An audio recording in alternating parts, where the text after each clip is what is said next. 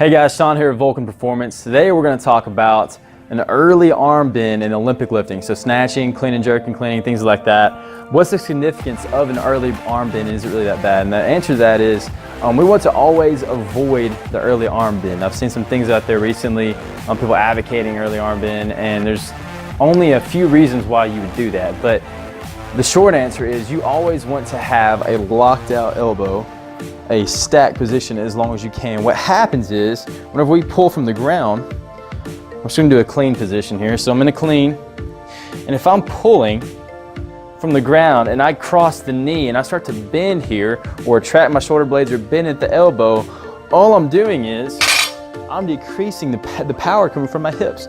The strongest engine in our body are the hips. So what we're doing when we have that early arm bend, we are trading raw power, raw strength in the hips for this little tiny motor that we have in our biceps or these retractors and external rotators in our shoulder.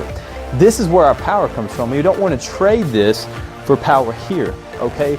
We start off in a locked, externally rotated position to shorten the distance from the ground to lock down our shoulder, but we never sacrifice hip power for bicep power, okay?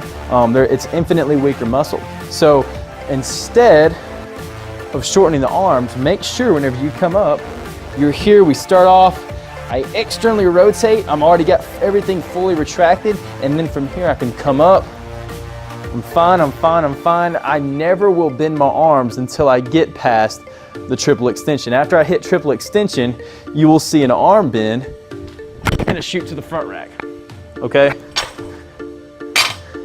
But your arms should never bend before that triple extension. The same thing if a snatch. If you're bringing your elbows up on a snatch, maybe to hit better position, change your grip. Get a wider grip, maybe a shorter grip, probably a wider grip to hit that position with the arms fully locked out. We don't want to enter this very complex movement with soft elbows, because odds are when it gets heavy, very heavy, if you enter this position after triple extension with soft elbows, with a bend in your elbow, then you're going to try to finish with the bend in your elbow, okay? You want to hit that triple extension fully locked out, fully triple extend, fully locked out. Then when you get overhead, you're going to be much more prone to have hard elbows and lock out from the top, okay? So in a snatch position, I'm wide. If I try to have an early arm bend, then again, I already feel weaker. I transferred all the force from my hips to my elbows at that point, and they're so much weaker. They can't handle that. So try solid arm, lock the arms out the whole time, start arm protracted, come up, come up, come up, hit triple extension, and you finish with the arms locked out overhead.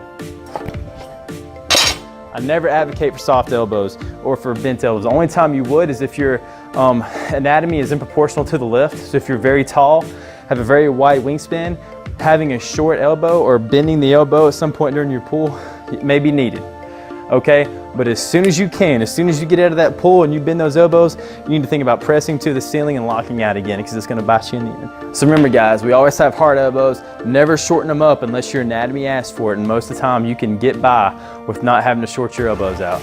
Have a good one, guys.